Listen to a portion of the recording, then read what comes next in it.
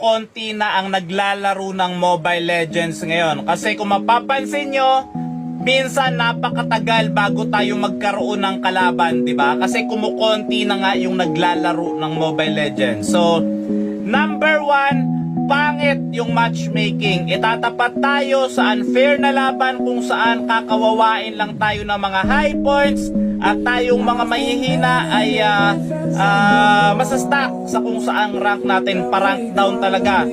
Pangalawa, pangit pa rin ang matchmaking.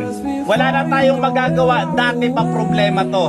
At pangatlo, napakapangit talaga ng matchmaking.